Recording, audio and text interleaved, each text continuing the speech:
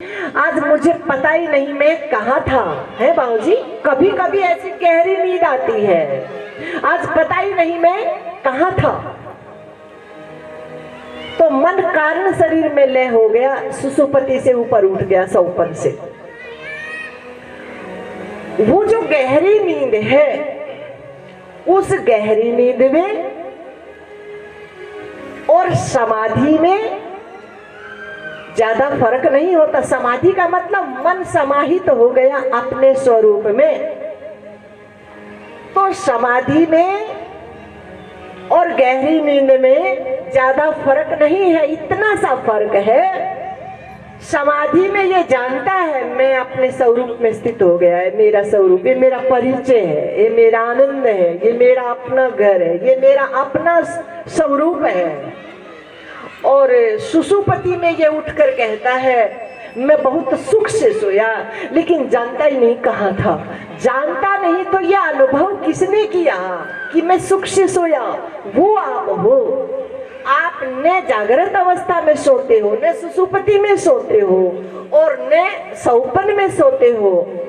आप अखंड एक रस हो, वो आपका परिचय है। ये शरीर तो मात्र एक आसन मिला है महाराज हमको। हमारा मन इस आसन पे आरूढ़ होकर अपने घर लौट जाए, आनंद में समाहित हो जाए। इसलिए ये शरीर हमको क्या मिला है? एक आसन मिला है। दुनिया में कोई आसन, कोई गद्दी कुछ मिले न मिले, ये आसन भगवान ने हमको दिया है। मानव चोले रूपी जो आसन है ये हमको मिला है, भगवान ने दिया है हमको। इस पे आरूढ़ होना जानते हो, बैठकर, जैसे आसन पे बैठे हो, गद्दे पे बैठे हो, सोफे पे बैठे हो, वैसे ही ये शरीर भी एक सोफा है हमारा, एक आसन है, एक गद्दी है। इस पे हमारा मन आरूढ़ होकर और अपने घर क्या हो जाए, लौट जाए। इसलिए ये मानव चोला मिला है। लेकिन इस आसन कोई मेहमान बैठे, शरीर कोई मेहमान बैठे, शरीर कोई अपना परिचय मान बैठे। तन को सजाया, तन को सवारा, तन को सजाया, तन को सवारा, तन वाला। इस शरीर का मालिक उसको जानते ही नहीं। तन वाला कहीं नजर न आया, तन वाला कहीं नजर न आया। उसे जानने के बाद फिर सजो, फिर श्रृंगारो महाराज।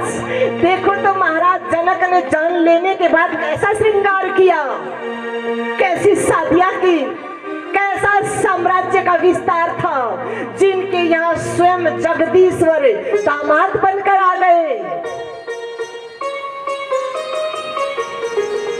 अपने को पहचान लेने के बाद इस मानव चोले रूपी आसन का लाभ उठाने के बाद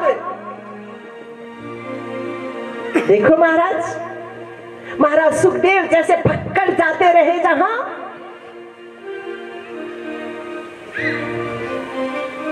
फिर आनंद है।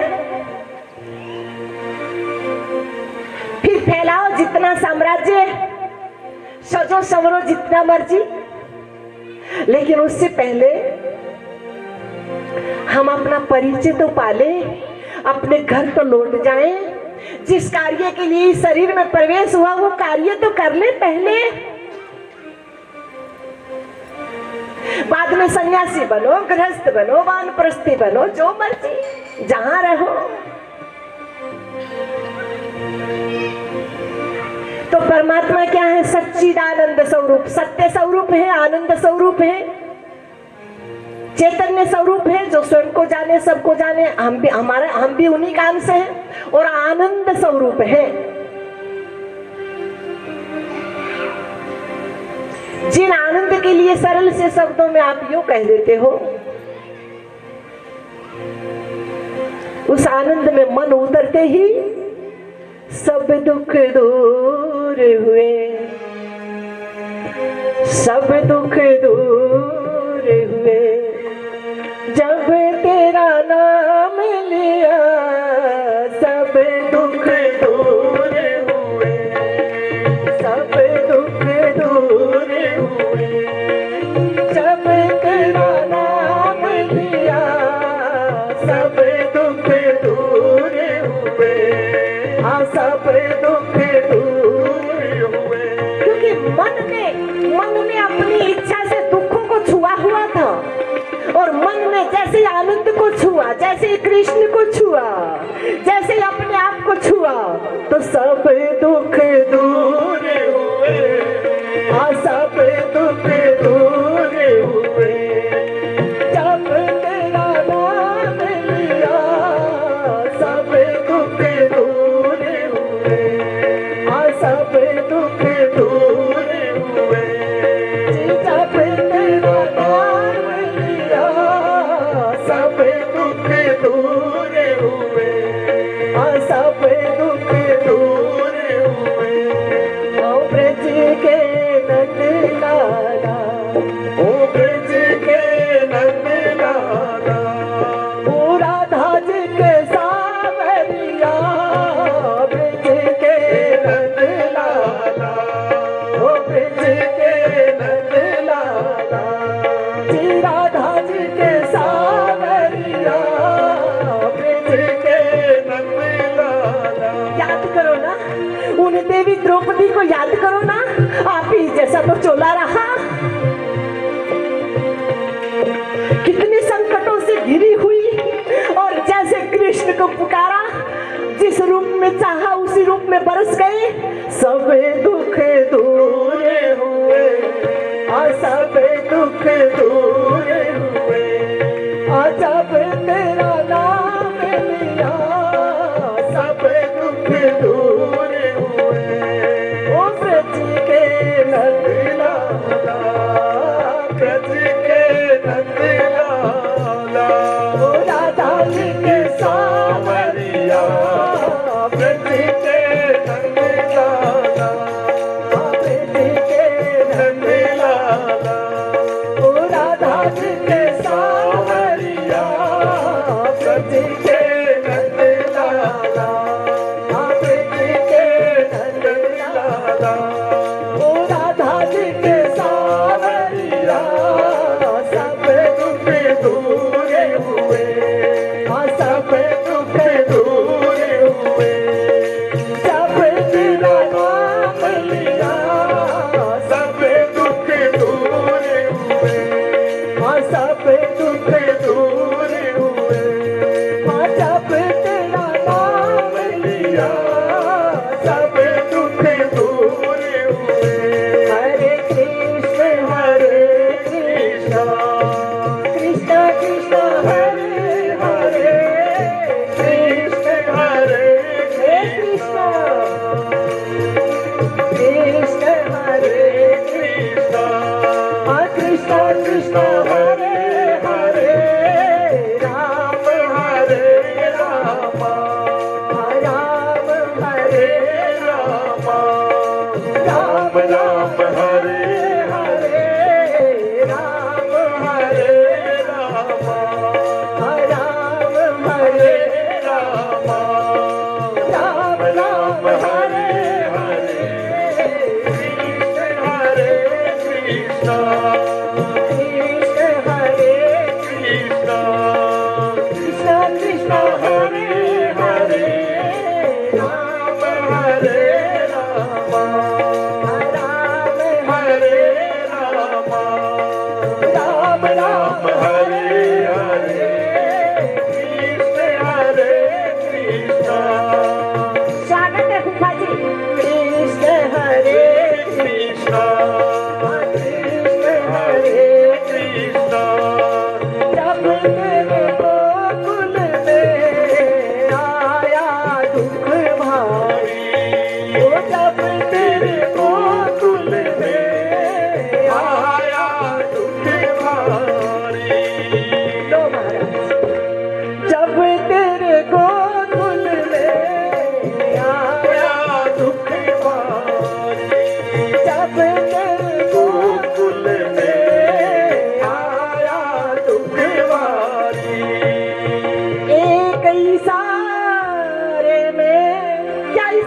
चीची उंगली का, चीची उंगली का इशारा कर क्या उपदेश दे रहे हैं?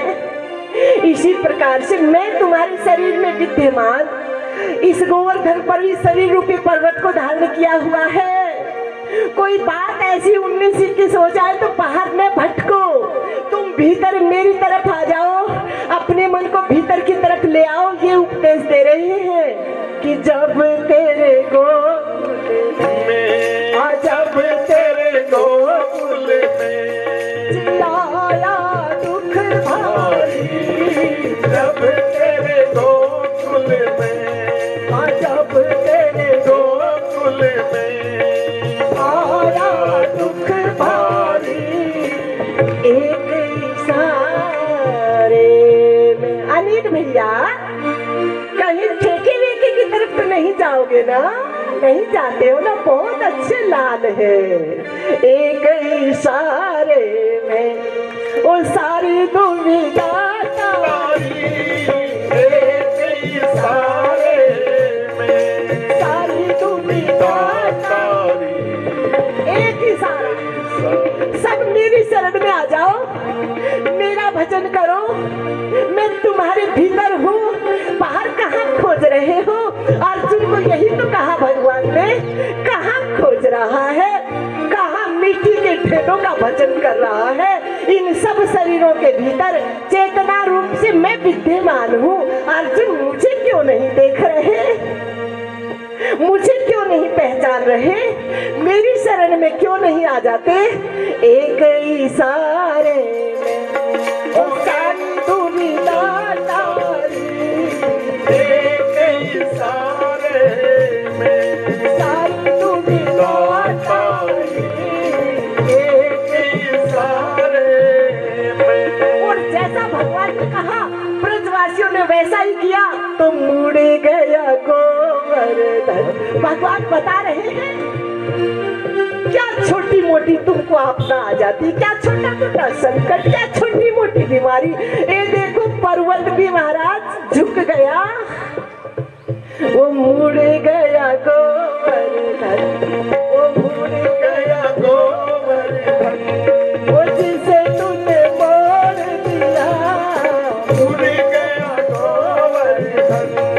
काहे की चिंता करते हो? जो हुआ अच्छा हुआ, जो हो रहा अच्छा होगा। क्यों बेकार की चिंता में अपने मन को सड़ा रहे हो?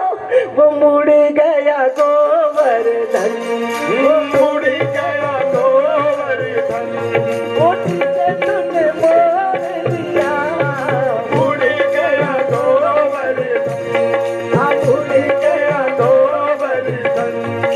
जिसे तूने मोड़ दिया, ब्रिज के नंदलाला, वो ब्रिज के नंदलाला, वो राधा जी के सावरिया, ब्रिज के नंदलाला, ब्रिज के नंदलाला, ओ राधा जी के सावरिया, सब दुख दूर हुए, वो सब दुख दूर हुए। सरत सरत परहेज जब तेरा नाम लिया, सब दुख दूर हुए, वो सब दुख दूर हुए। जब तेरा नाम लिया, सब दुख दूर हुए। मीरा पुकार रही ओ गिरधर गोपाला, मीरा पुकार रही गिरधर गोपाला, मीरा पुकार रही गिरधर गोपाला। वो डर गया अपने आप। मीरा ने नहीं कहा कि मेरे पास विष आए, इसको अमृत बना दो, बस पुकारा हे कृष्ण। वो ढल गया अमृत में, विष का भरा प्याला, ढल गया अमृत में, विष का भरा प्याला। उपदेश है, तुम नाम पुकारो तो, तुम सत्य में मन को लगाओ तो तुम्हारे दुख सुख में परिवर्तित हो जाएंगे। क्योंकि दुख भी भगवान से निकला है, सुख भी सब उसी का तो भाग है। बदल जाएगा, भयानक बीमारी स्वस्थ में बदल जाएगी, दुख सुख में बदल जाएगा, अभाव भाव में परिवर्तित हो जाएगा महाराज।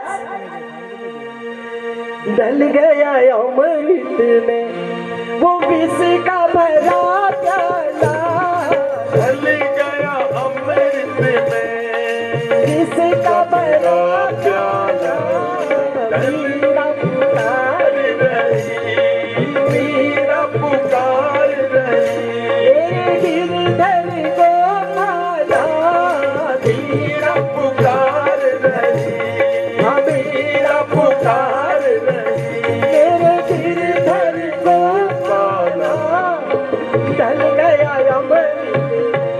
सत श्री अकाल। ढल गया अमृत में, तेरे नाम अनेक, तेरे नाम अनेक, तू क्या है, एक ही है। वो ढल गया अमृत में, ढल गया अमृत में आज विष का भरा प्याला, ढल गया अमृत में विष का भरा प्याला, कौन मिटाए उसे, कौन मिटाए उसे, जिसे तूने राख लिया। सब दुख दूर हुए, जब तेरा नाम लिया, सब दुख दूर हुए। तो परमात्मा क्या है? सत्य स्वरूप, चैतन्य स्वरूप, आनंद स्वरूप। वास्तव में उनका कोई अपना कोई रूप नहीं, जितने रूप हैं सब माया के। भगवान के इशारे से माया नाना रूप धारण कर लेती है। जो भी दिखने में आ रहा है, सुनने में आ रहा, बोलने में आ रहा, वो सब क्या है? माया।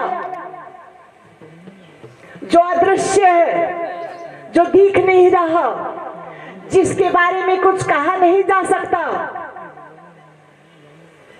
हरि अनंत हरि कथा अनंता, कहे ये सुने। अपनी वाणी को पावन करने के लिए, पवित्र करने के लिए नाना प्रकार से महापुरुष गाते हैं, लेकिन कहा नहीं जा सकता। तब भी कहे बिना रहा न कोई, फिर भी कहा हमारी वाणी पवित्र हो जाए, मन पवित्र हो जाए, आनंदित हो जाए। हरि अनंत हरि कथा अनंता, कहे सुनहि बहुविधि सब संता। वास्तव में उनका कोई रूप नहीं, वो सत्य स्वरूप है, वो आनंद स्वरूप है, चैतन्य स्वरूप है। करते क्या है महाराज? समझना है ना, क्योंकि समझेंगे तभी।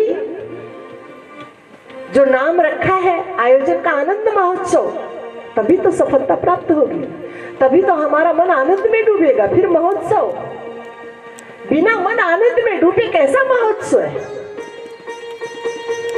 तो परमात्मा क्या है? सच्चिदानंद स्वरूप है, सत्य स्वरूप, आनंद स्वरूप है, चैतन्य स्वरूप है।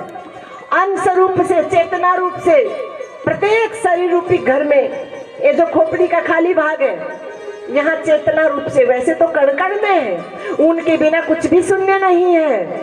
आगे चल करके जाओगे, पहले तो वेद की श्रुति निषेध करती है, नेति नेति नेति, सब ओर से मन को हटाने के लिए ऐसा निषेध करती है वेद की श्रुति।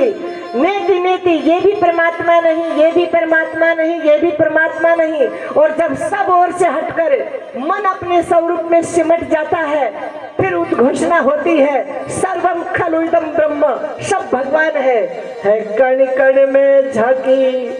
फिर माया भी परमात्मा है, न माया अलग है, न परमात्मा, न शरीर अलग है, न चेतना, फिर कुछ भी भिन्न नहीं है। फिर गाया जाता है कि है कण कण में, लेकिन समझे बिना ये गाना मात्र गाना ही है। जब तक नेति नेति, ये भी वो नहीं, ये भी परमात्मा नहीं, सबसे मन को समेट करे ब्रह्मानंद में जब तक मन नहीं उतर जाएगा, तब तक मात्र गाना गाना है, शोर शराबा है। और जब मन उतर जाएगा, फिर गाना है, फिर उत्सव है कण कण में झांकी भगवान की, किसी सूझ वाली आंख ने पहचान की है। कण कण में झांकी भगवान की, किसी सूझ वाली आंख ने पहचान की। फिर घटित होता है नामदेव ने पकाई रोटी कुत्ते ने उठाई और पीछे घी का कटोरा लिए जा रहे। रोटी रूखी तो न खाओ थोड़ा घी तो लेते जाओ, रोटी रूखी तो न खाओ थोड़ा घी तो लेते जाओ। इन पकड़ा लो परिणाम मेरा, इन पकड़ा लो परिणाम मेरा, इन संतों को परिणाम मेरा, इन संतों को परिणाम मेरा, महापुरुषों को परिणाम मेरा, महापुरुषों को परिणाम मेरा। मन काबू कर लेता, जिन मन काबू कर लेता, महापुरुषों को परिणाम मेरा, महापुरुषों को परिणाम मेरा, संतों को परिणाम मेरा, इन संतों को परिणाम मेरा। नामदेव ने पकाई रोटी कुत्ते ने उठाई, पीछे घी का कटोरा लिए जा रहे। रोटी रूखी तो न खाओ थोड़ा घी तो लेते जाओ, रोटी रूखी तो न खाओ थोड़ा घी तो लेते जाओ। तुमने शकल बनाई क्यों श्वान की। पहले नामदेव जी साकार के उपासक थे, भगवान के साकार रूप के। एक दिन बैठे थे, संतों का सत्संग चल रहा था। ज्ञानी से ज्ञानी मिले तो करे ज्ञान की बात, और मूर्ख से मूर्ख मिले तो दे गुस्सा या लात। तो महापुरुष बैठे थे, नामदेव, मुक्ताबाई, सोपान, निवृत्तिनाथ, गोरा कुंभार। गोरा कुंभार को आए देखा तो मुक्ताबाई, 4 बहन भाई थे, चारों की चारों ज्ञानवान महाराष्ट्र। मुक्ताबाई ने नामदेव जी से कहा, बाबा जरा देखो ना इन मटकों में कौन मटका कच्चा है कौन पक्का है। गोरा कुंभार ने वो मटका बढ़ाने वाला ठप्पा उठाया और एक एक ठप्पा सबकी खोपड़ी में दिया, और जब नामदेव की खोपड़ी में लगा तो चिल्लाई। ये कोई तरीका है परीक्षा का।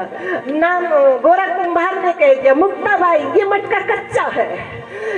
नामदेव जी ने कहा, मैं कच्चा कैसे हूँ? 12 वर्ष से अपने हाथ से भगवान को दूध पिला रहा हूँ, मुझे कच्चा कैसे कहा? बोले जिनको दूध पिला रहे उन्हीं से जाकर पूछो। आ गए नामदेव जी, मत्था पटकने लगे दहलीज पे। भगवान ने कहा, क्या बात है? गोरा कुम्हार मुझे कच्चा बता रहे हैं। हाँ, तो बोले आप कच्चे ही तो हो। कैसे कच्चा हूँ मैं? 12 वर्ष से आपको दूध पिला रहा हूँ। बोले आपने ये मेरे माया की चदरिया ओढ़ रखी है, मायावी रूप का दर्शन किया है, असली रूप का दर्शन अभी नहीं किया है। कैसे? तो आपने मुझे क्यों नहीं दिखाया असली स्वरूप? नामदेव, तुम्हारी जिद थी, दूध पियोगे तो जीव, वरना मत्था पटक पटक कर मर जाओ। तो मैं क्या करता? अब दूध कटोरा पकड़ने के लिए मुझे हाथ चाहिए, पीने के लिए मुख चाहिए, पचाने के लिए ऊपर जठराग्नि चाहिए। अब तुम्हारी जिद रही तो फिर आपके असली रूप के दर्शन जिन्होंने मायावी रूप को बताया वही बताएंगे। जाकर प्रणाम किया गोरा कुंभार को, मुझे असली रूप का दर्शन। तब अंतःकरण तो शुद्ध था ही, आनंदित, उसी समय समाधि में। अब नामदेव के जीवन में ये घटित हुआ कि नामदेव ने पकाई रोटी कुत्ते ने। इसमें भी मेरा कृष्ण, इसमें भी मेरा कृष्ण, सब मेरे कृष्ण ही है। भीतर चेतना रूप से सब शरीरों में वही है।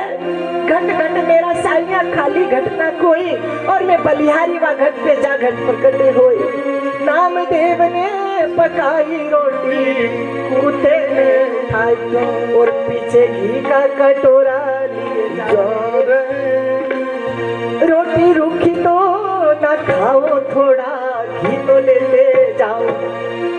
तूने शकल बनाई क्यों स्वान की, मुझे ओढ़नी उठाई इंसान। समझ रहे हो ये शरीर क्या है, समझ रहे हो? ये शरीर एक आसन है, हमारा मन इस पे आरूढ़ होकर अपने घर लौट जाए। तूने शकल बनाई क्यों स्वान की, मुझे ओढ़नी उड़ाई इंसान की। हाँ तूने शकल बनाई क्यों स्वान की, मुझे ओढ़नी उड़ाई इंसान की। है कण कण में झांकी भगवान की, किसी सूझ वाली आँख में पहचान की है। कण कण में झांकी भगवान की, किसी सूझ वाली आँख ने पहचान की। तो भगवान सत्य स्वरूप है, चैतन्य स्वरूप है, आनंद स्वरूप है। कार्य क्या है उनका? विश्वोत्पत्त्यादि है तवे, विश्व की उत्पत्ति, पालन, प्रलय, संकल्प मात्र से उत्पत्ति, एको हम बहुश्यामा, और संरक्षण कितना सुंदर, हाथी को मन, चींटी को कन, सबकी व्यवस्था, और फिर समेटना, भ्रकुटी विलास सृष्टि लय हो, जरा सी भ्रकुटी टेढ़ी सब बराबर। तो हमको लाभ क्या होगा, फायदा क्या होगा? कहा उन्होंने जो जो लीलाएं की, वैसे संपूर्ण सृष्टि परमात्मा का ही अवतार है, परमात्मा का ही रूप है। हमको कण कण से, कण कण यहाँ हमारा गुरु है, कण कण से हमको उपदेश मिलता है। यदि हम उसे स्वीकार करना चाहें तो, जैसे हंस जो होता है, कंकर पत्थरों में से क्या चुनता है? मोती मोती चुग लेता है। और कौवा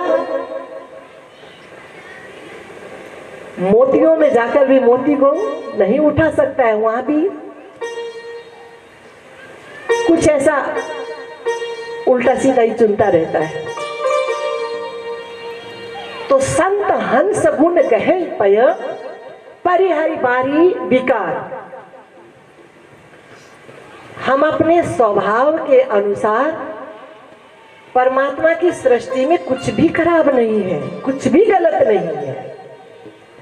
जो सच्चिदानंद है उनकी सृष्टि में कुछ गलत कैसे संभव हो सकता है? अपने जो भाव है उस भावना के अनुसार हम उसे चुनते हैं।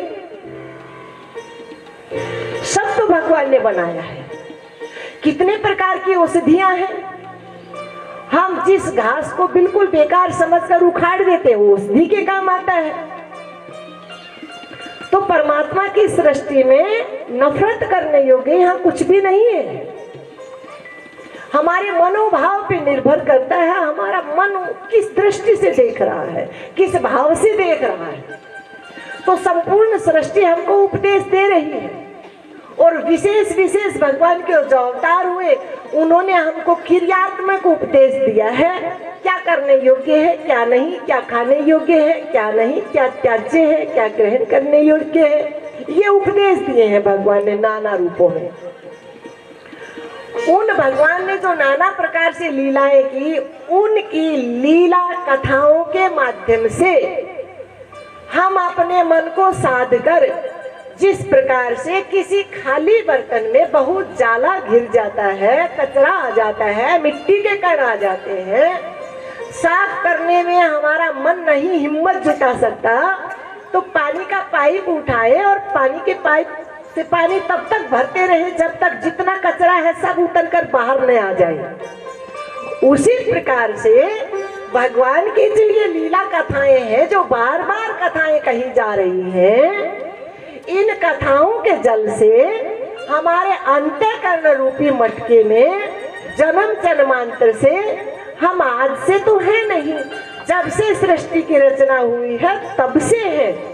और न जाने कैसा कैसा संग हमारे मन में किया है, तो नाना प्रकार के विचारों से, विकारों से, दुविधाओं से हमारा अंतःकरण रूपी मटका भरा हुआ है। एकाएक हमारे मन इतना समर्थ नहीं है, तो भगवान की लीला कथाओं का जल इतना भरे अंतःकरण रूपी मटके में, इतना जल भरे, स्वाभाविक अंतःकरण क्या हो जाएगा, शुद्ध हो जाएगा। और फिर वास्तविकता से मन परिचित हो जाएगा, मन सध जाएगा। सधा हुआ मन ये समझ जाएगा कि ये शरीर एक आसन है, एक साधन मिला है साध्य की प्राप्ति के लिए। व्यवहारिक जगत के जितने भी कार्य हैं, ये भी सब साधन है मन को साधने के लिए। इन कार्यों के माध्यम से भटका हुआ मन सध जाए और सधा हुआ मन भीतर अपने घर लौट जाए, ब्रह्मरंध्र की तरफ, अपने स्वरूप की तरफ, और आनंद महोत्सव घटित हो जाए। ये लाभ मिलता है भगवान की कथाओं से। तो ये मंगलाचरण का श्लोक, इसका अर्थ आपने सुना, समझ में आया। अपने मन को ईश्वर अंश जीव अविनाशी चेतना रूप से परमात्मा, जिनको सत्य कहो, चैतन्य कहो, आनंद कहो, हम व्यापक रूप से देखने में समर्थ नहीं है हमारा मन, तो कम से कम भीतर ये जो देखो महापुरुषों ने कितनी करुणा बरसाई है। इस शरीर के भीतर भी कह दिया, पूरे जगत से हटा दिया, नेति नेति, यहाँ भी परमात्मा, ये भी परमात्मा नहीं, ये भी नहीं। फिर शरीर में भी महापुरुषों ने अनुभव किया, और अनुभव के बाद ये कह दिया कि वो चेतना, वो आनंद कहाँ है, ए ब्रह्मरंध्र है, जो खोपड़ी का खाली भाग है, जिसे सरल से शब्दों में यो समझ लो कि चौक दे बिचाले है चौबारा, कि जिथे तेरा साईं बसदा, जिथे तेरा रब बसदा।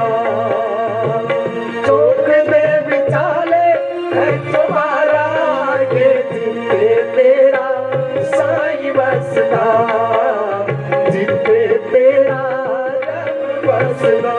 समझ में आ रहा है? समझ में आ रहा? चौक कहते हैं चौराहे को, जहाँ से चार रास्ते पड़ते हैं, जहाँ तिलक लगाते हो ये चौराहा बनता है। यहाँ ये भीतर ही भीतर गुफा है, यही वो चेतना। महापुरुषों ने कितना प्रयास किया, अनुभव किया हजारों वर्षों की समाधि में, और फिर बाहर आकर कहा कि जगत को छोड़ो, पूरे शरीर में भी चिंतन करना छोड़ो।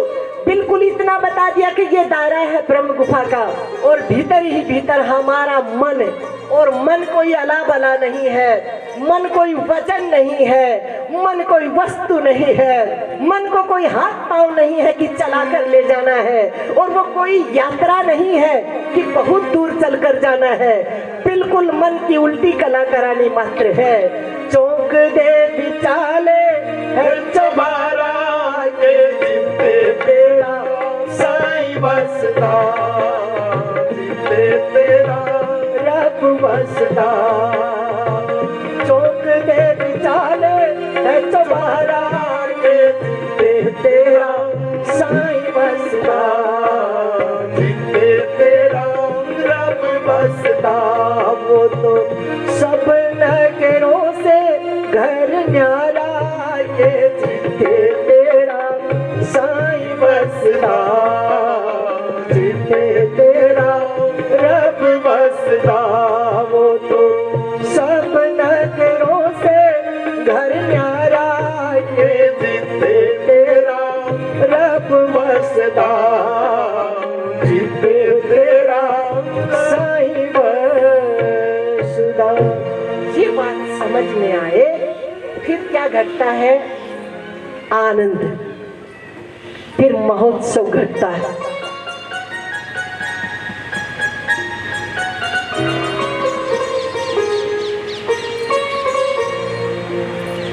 अब नैमिषारण्य के क्षेत्र में और सरल कर रहे हैं।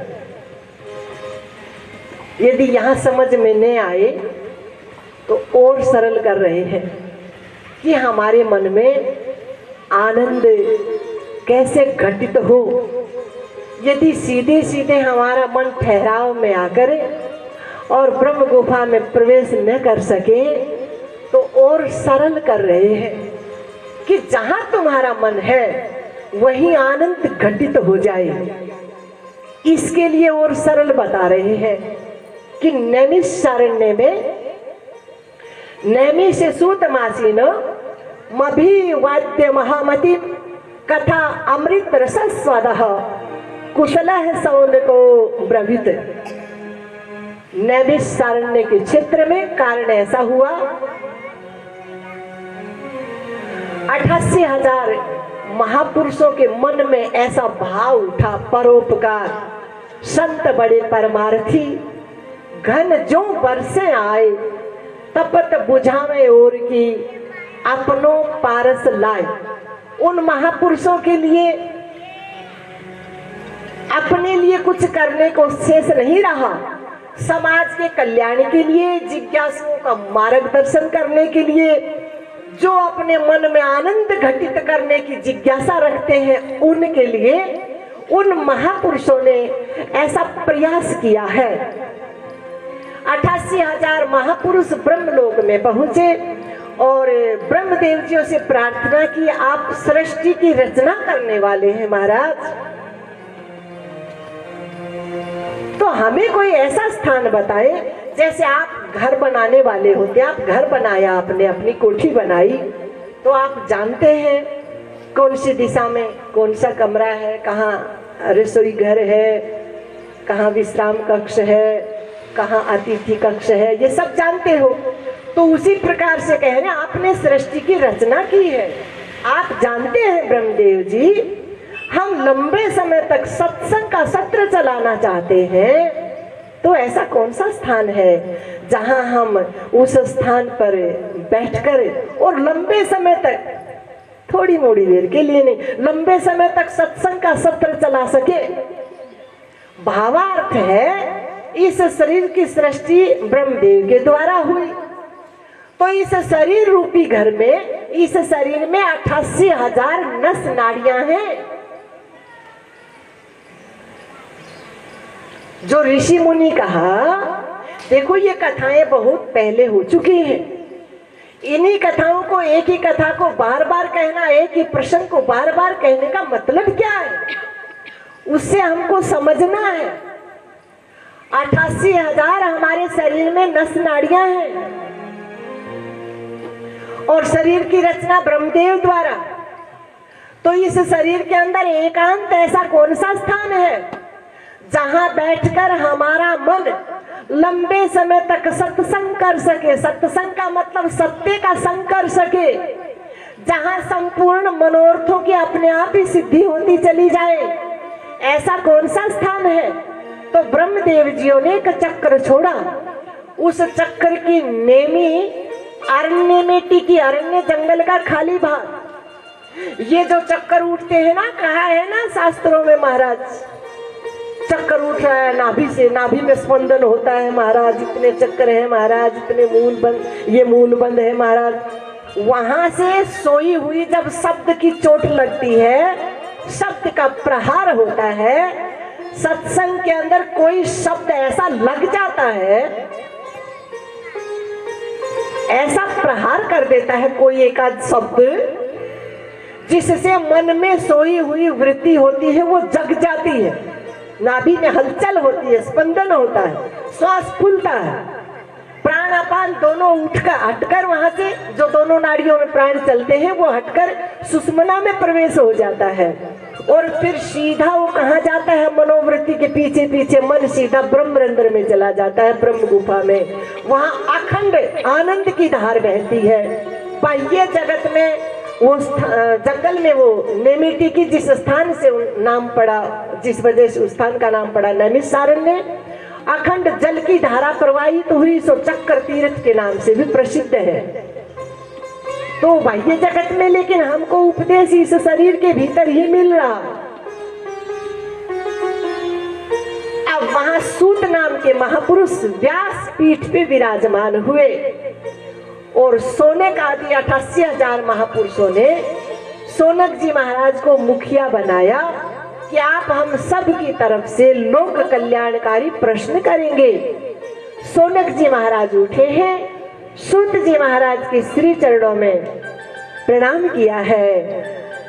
अखंडानंद बोधाय शिष्य संताप हारिणे, क्या गुरु महाराज के लिए, क्या गुरुओं की महिमा है। हे अखंड रस में, अखंड एक रस में रहने वाले महापुरुष सच्चिदान अखंडानंद बोधाय शिष्य संताप हारिणे, जिस आनंद में आपका मन उतरा है उसी आनंद की घुट पिलाकर भटके हुए मनों को, जिज्ञासुओं को आनंद में ओतप्रोत करा देने वाले हे गुरु महाराज, हम आपके श्री चरणों में प्रणाम करते हैं। अखंडानंद बोधाय शिष्य संताप हारिणे तापत्रय विनाशाय तस्मै श्री गुरुवे नमः। हम आपको महापुरुष प्रणाम करते हैं। और प्रश्न किया, भक्ति ज्ञान वैराग्य को बढ़ाने वाला, देखो भक्ति भी हमारे भीतर ही है, ज्ञान भी हमारे भीतर ही है, वैराग्य भी हमारे भीतर ही है, या यूं कह दो ज्ञान भी हम ही है, वैराग्य भी हम ही है, भक्ति भी हम ही है। ये समझ आ जाए, ऐसा जो विवेक है उस विवेक की प्राप्ति कैसे हो महापुरुष, ऐसा सत्संग सुनाओ ना।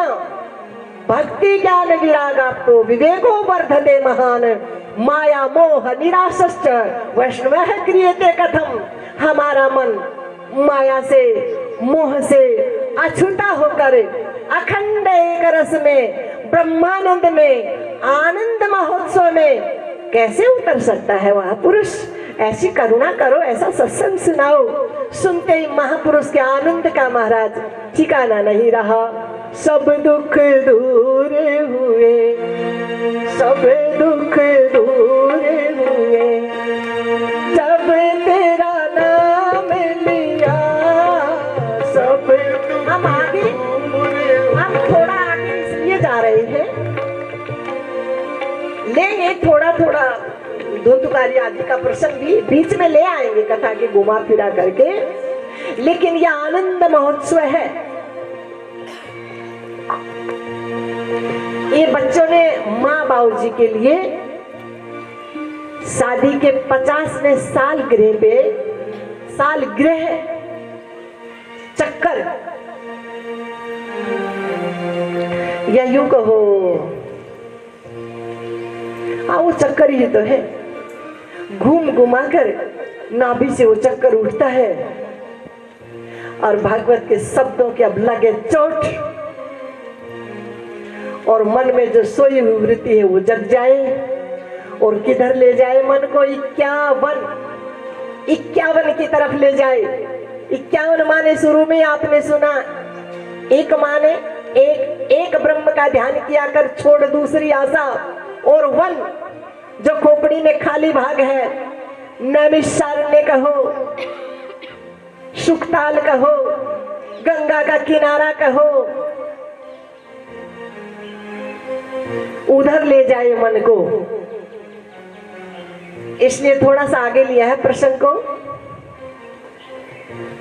तो प्रसंग सुनते ही और सूत जी महाराज के मन में इतना आनंद हुआ, धन्य हो महापुरुषों, इतने सुंदर लोक कल्याणकारी प्रश्न किया। लेकिन आपके प्रश्नों का उत्तर देने से पहले सूत जी महाराज कह रहे हैं, मैं गुरुदेव का ध्यान कर लूं। अखंडानंद बोधाय, उन गुरु का स्मरण कर लो। अखंडानंद बोधाय शिष्य संताप हारिणे, शिष्य के तीनों तापों से छुटकारा दिला देने वाले, उनके मन को ब्रह्मानंद में डुबाने वाले ऐसे गुरु महाराज को कह रहे मैं वंदन कर लूं, जो हो गए गुरु स्वरूप। उन्होंने एक बहाना बनाया बस, क्योंकि ऐसे महापुरुष की स्मृति आते ही, जिनके लिए ब्रह्मानंद नाम के महापुरुष ने कह दिया कि कौन करूं गुरुदेव कौन करूं गुरुदेव की भेंट, न वस्तु दिखेती हूँ लोकन में, न वस्तु दिखेती हूँ लोकन में। हमें अपना प्रयास है कि हम सुखदेव जियों का आवाहन आज ही करेंगे। बाकी बीच बीच में घोट मोट कर ले आएंगे सारे प्रसंग, लेकिन सुखदेव जियों का आवाहन आज ही करेंगे। कौन करूं गुरुदेव की भेंट, कौन करूं गुरुदेव की भेंट। पहले दिन वास्तव में कहा जाता है कथा में, दूसरे दिन सुखदेव जियों का आगमन होता है, लेकिन आज प्रथम दिन ही सुखदेव जियों का आह्वान होगा, फिर बीच में सब चलता रहेगा। कौन करूं गुरुदेव, नहीं तो आनंद उत्सव के जो प्रसंग है ना, वो सूक्ष्मता से लेने पड़ते हैं, थोड़ा सिकुड़ने पड़ते हैं, और ये आनंद महोत्सव महाराज ये विस्तार से चलेगा। कौन करूं गुरुदेव की भेंट, कौन करूं गुरुदेव की भेंट, न वस्तु दिखेती हूँ लोकन में, न वस्तु दिखेती हूँ लोकन में। ब्रह्मानंद समान न होए कहूँ, ब्रह्मानंद समान न होए कहूँ। मणि माणिक लाख करोड़ दिया, मणि माणिक लाख करोड़ दिया। ऐसी करी गुरुदेव दया, ऐसी करी गुरुदेव दया। मेरा मोह का बंधन तोड़ दिया, मोह का बंधन तोड़ दिया। तो सूत जी महाराज का भाव है, गुरु महाराज का ऐसा दिव्य ये प्रसंग सुनते ही और वाणी क्या हो गई, मौन हो गई, कि जो मांग आप लोगों की है, जो प्रश्न आप लोगों का है, उस प्रश्न के उत्तर में ले जाने वाले जो महापुरुष हैं, उनके बारे में कोई भी शब्द बोलने में वाणी क्या है, असमर्थ है। इसलिए बहाना बनाया सूत जी महाराज ने, बोल नहीं पाई, वाणी मौन हो गई। बहाना बनाया कि मैं गुरु जी का ध्यान कर लूं थोड़ी देर के लिए, जो है गुरु रूप, जो गुरु से भिन्न रहे ही नहीं। जैसे सुखदेव जी महाराज भागवत जी में स्पष्ट राधा जी का नाम कहीं नहीं आया, ले ही नहीं पाए सुखदेव जी। राधा जी सुखदेव जी की गुरु है, रा कहते ही समाधि में, बस वही विराम। उसी प्रकार से सूत जी महाराज ने जैसे ऐसा दिव्य प्रसंग से उत्तर सुना, प्रश्न सुना, मन कहां चला गया, उत्तर की गहराई में, गुरु में डूब गया। अब बोले कौन, अब राम हमारा जाप करे और हम करे विश्राम। तो बहाना बनाया, मैं गुरु जी को प्रणाम कर लूं। वंदे नाजी गुरुदेव तुम्हें को, गुरु को प्रणाम करते हो क्या कभी? कभी आपने अपने गुरु जी को प्रणाम किया है क्या? कैसे करते हो? ऐसे हाथ जोड़कर, वो तो अच्छी बात है। लेकिन यहां जो प्रणाम किया जा रहा है, यहां जो गुरु की याद की जा रही है, यहां जो इशारा किया जा रहा है, वो ये नहीं, यहां तक सीमित नहीं है। ये तो आपको बताया ना कि ये तो एक आसन है, ये तो हमारे मन का क्या है, आसन।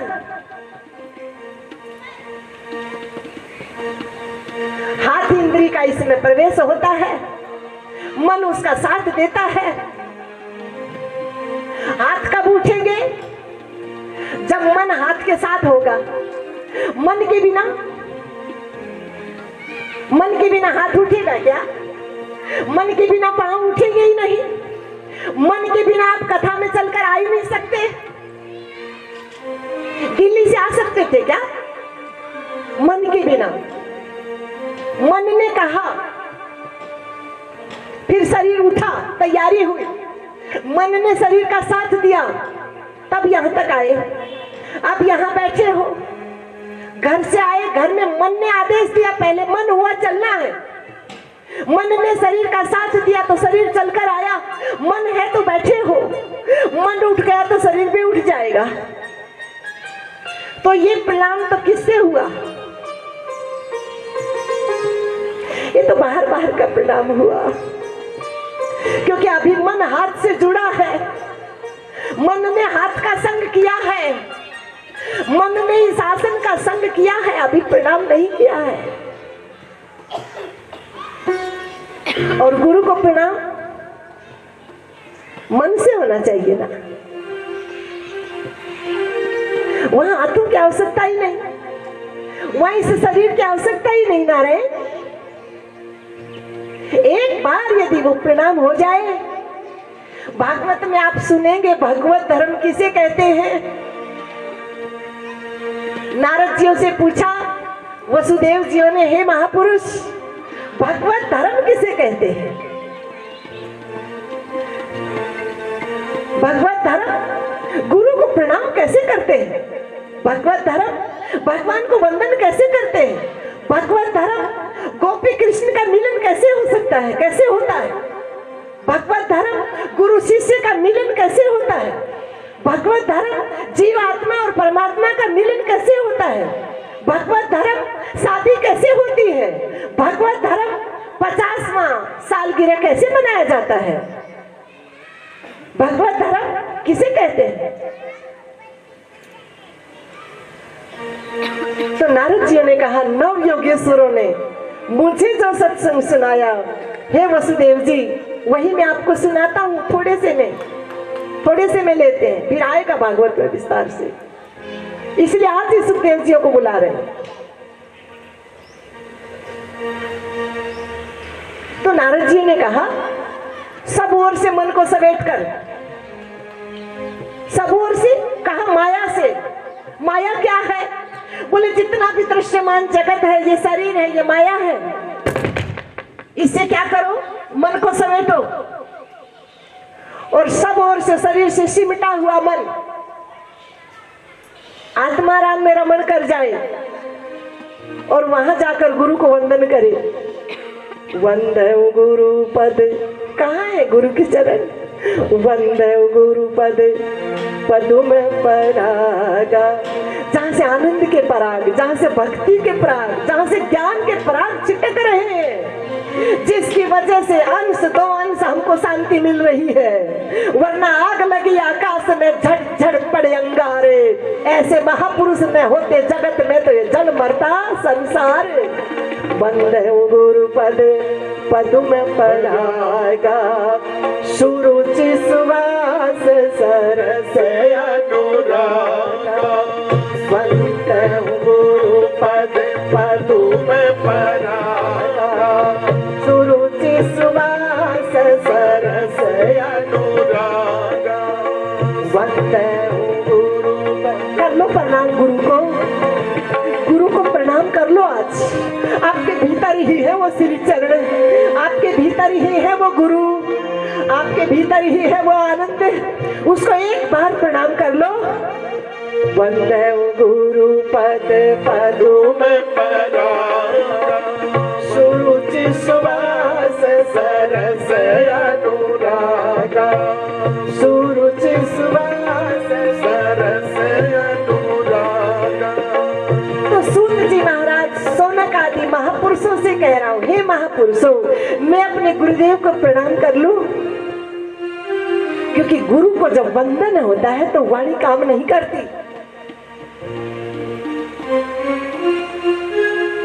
इंद्रियों के सहित वाणी क्या हो जाती है? विराम को प्राप्त हो जाती है। वाणी मौन हो जाती है, इंद्रियां मौन हो जाती है। गुरु को जिस समय हमारा मन प्रणाम करेगा ना, सब ठहर जाएगा, सब मौन हो जाएगा। गुरु के अलावा कुछ बचेगा ही नहीं। तू भी अलग नहीं बचेगा, न गुरु अलग रहेगा न शिष्य, सब एक हो जाएगा। तो समझ लेना आज गुरु को प्रणाम हो गया। तो कह रहे मैं गुरु जी को वंदन कर लूं, प्रणाम कर लूं। सब मौन हो गया, सब ठहर गया।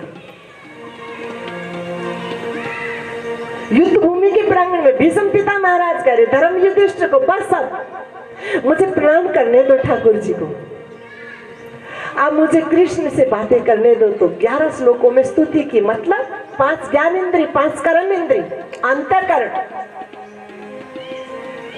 सबको कहा ले आए एक में, कृष्ण में। सब मौन हो गया।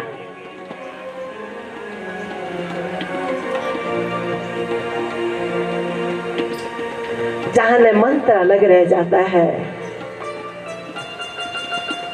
न मन, न इंद्रियां, न कथा सुनने वाला, न कथा करने वाला, जहां सब एक हो जाता है, कहा इसे क्या कहते हैं? भगवत धर्म। ऐसा प्रणाम, ऐसा नमन, ऐसा वंदन हो गया।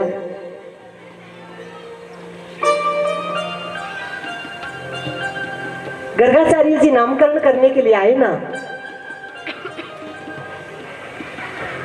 मन ने बस आनंद कंद कृष्ण का साकार स्वरूप देखा और वाणी क्या हो गई गर्गाचार्य जी की? मौन। कृष्ण को वंदन कर रहे, न कृष्ण अलग, न गर्गाचार्य जी अलग, सब एक हो गए। नंद बाबा कह रहे कहां खो गए, कहां डूब गए? नामकरण करो ना, क्यों देरी कर रहे? तो कहा अपना ही नाम याद नहीं मुझे। इसे क्या कहते हैं? प्रणाम, गुरु को वंदन, परमात्मा की स्मृति।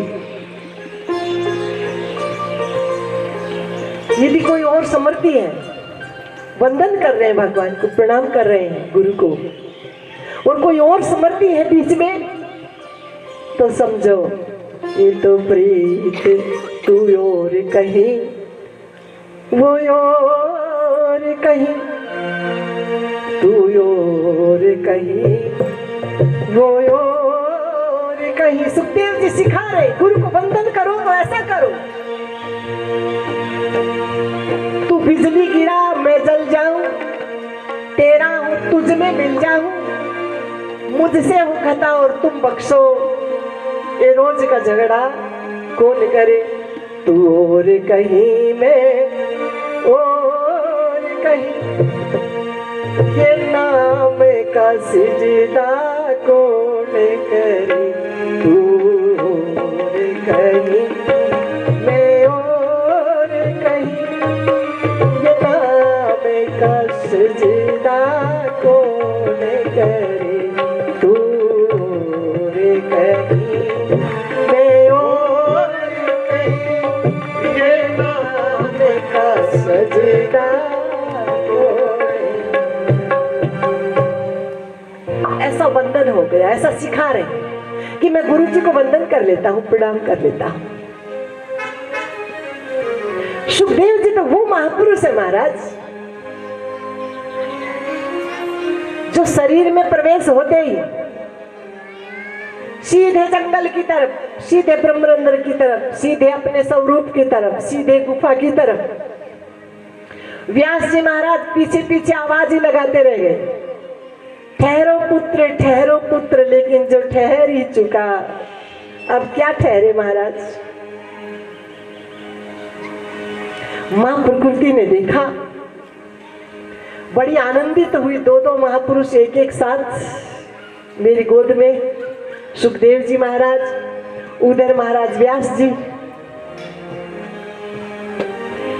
लेकिन मां प्रकृति सिखा रही, उपदेश देने के लिए। माना सुखदेव जी महाराज अपने स्वरूप में है, जिनको अपने शरीर का ही भान नहीं है, उनके लिए कौन माता कौन पिता महाराज? लेकिन व्यवहारिक जगत में मां प्रकृति ये सिखाने के लिए कि पिता आवाज दे और पुत्र न बोले तो ये मर्यादा का उल्लंघन है। पिता पीछे आवाज दे रहा और संतान सुन नहीं रही तो ये क्या है? मर्यादा का उल्लंघन है। ये उपदेश देते हुए मां प्रकृति बोली है, सुखदेव जियों को कोई दोष नहीं है, उनको अपने शरीर का ही भान नहीं है। यदि अपने शरीर का भान न हो और फिर मर्यादा का उल्लंघन हो तो दोष नहीं लगता है। हाँ, शरीर का होश है फिर मर्यादा को भंग कर रहा है तो दोष लगता है। तो मां प्रकृति ने देखा सुखदेव जियों को कोई दोष नहीं है, लेकिन व्यवहारिक जगत में थोड़ा गलत संकेत जा रहा है। सो मां प्रकृति स्वयं बोली है वृक्षों के माध्यम से सुखदेव जियों की आवाज में, हे पिता महाराज, कौन माता कौन पिता, ये नाते रिश्ते संबंध तो सब शरीर के साथ जुड़े हैं। आत्मा का न कोई माता है, न कोई पिता है, न कोई भाई है, न कोई बंधु है।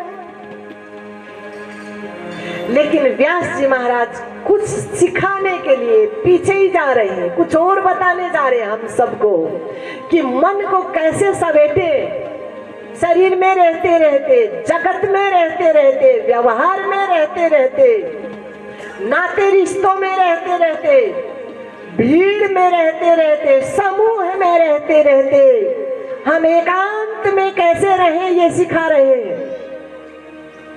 पीछे पीछे चले जा रहे हैं। सुखदेव जी महाराज निकल गए, कुछ देवांगनाएं स्नान कर रही है, देवांगनाएं, देवलोक की देवियां, ये दिखाने के लिए आगे महाराज का प्रसंग आने वाला है। और प्रसंग आता है कि सुखदेव जी ने गोपियों के चित्र उतारे, फोटो उतारे। तो कौन से चित्र उतारे? क्या शरीर के चित्र उतारे, मन के चित्र उतारे, दशा के चित्र उतारे, दिशा के चित्र उतारे? कौन से चित्र उतारे?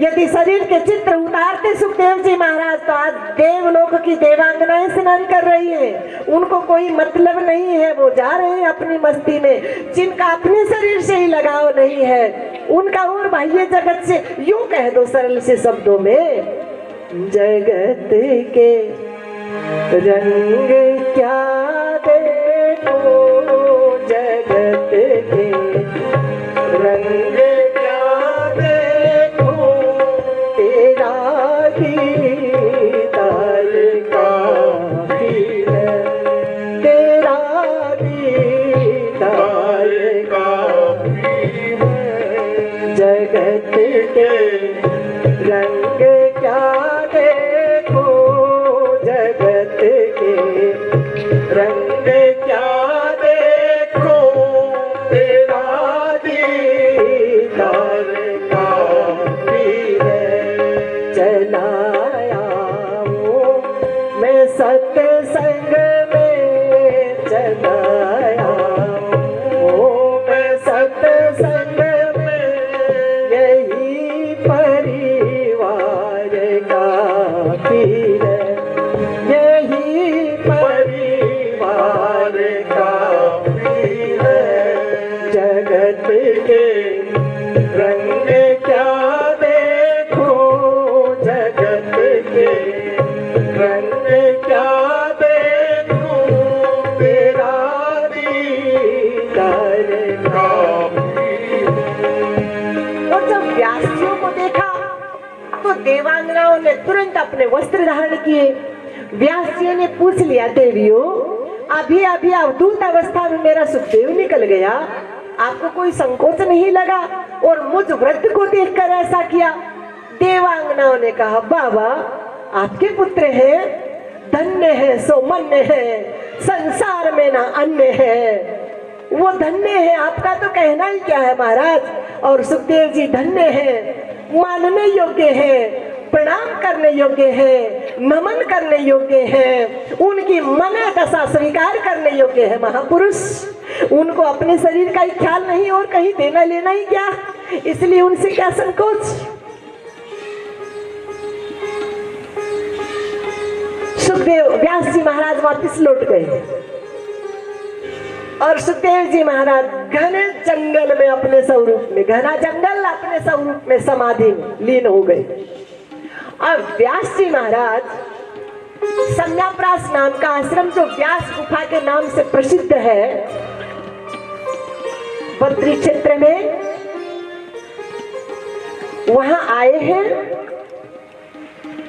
मन में ऐसा भाव हुआ है, ऐसी कोई आवाज लगाऊं, ऐसा कोई शब्द गुंजायमान करूं, ऐसी कोई शब्द की चोट हो, एक शब्द की चोट जगत में डूबे हुए मन को बाहर ले आती है, जगत में डूबे हुए मन को ब्रह्मानंद की ओर ले जाती है, जो नारद जियों ने अपनी जीवनी में सुनाया। भागवत की महिमा कहते हुए नारद जियों ने अपनी जीवनी में सुनाया, और एक शब्द की चोट ब्रह्मानंद में डूबे हुए मन को जिज्ञासुओं के कल्याण के लिए बाहर ले आती है।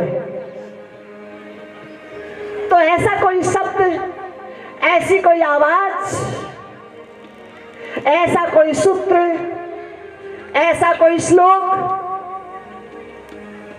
जिस आवाज से, जिस प्रहार से, जिस चोट से करुणा जगे उस मन में,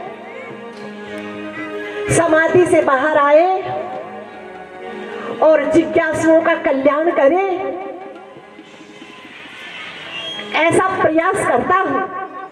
एक वेद को 4 भागों में बांटा, सामवेद, यजुर्वेद, ऋग्वेद, अथर्ववेद, लेकिन बात बनी नहीं, और गहराई में चले जाएंगे और अद्वैत में उतर जाएंगे। पंचम वेद स्वरूप जैसे दिव्य महाभारत ग्रंथ की रचना की, लेकिन संतोष नहीं हुआ। नहीं, ये भी नहीं। 17 पुराण लिखे,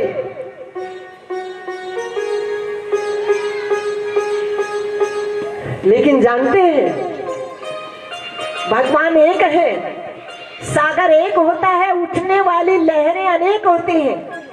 उसी प्रकार से परमात्मा एक है, और जो नाना पुराण है, उन पुराणों में भगवान की नाना रूप से उन जो स्वरूपों की विशेषता की है। जैसे शिव पुराण में भगवान शिव के रूप को महान कहा, देवी पुराण में देवी को, ऐसे नाना पुराणों में जिन जिन देव की लीलाएं कही उनको महान कहा है। और साधारण मन उलझन में पड़ जाएंगे, यहाँ इस रूप को बड़ा कहा, यहाँ इस रूप को बड़ा कहा, कौन रूप को भजे, कौन रूप को न भजे, संशय में पड़ जाएंगे। समझ गए वास्तविकता क्या है? एक है। वंदना के श्लोक में ही कह दिया, सच्चिदानंद रूपाय। वास्तव में परमात्मा का कोई रूप नहीं, वो सत्य है, चैतन्य है, आनंद है। आवश्यकता के अनुसार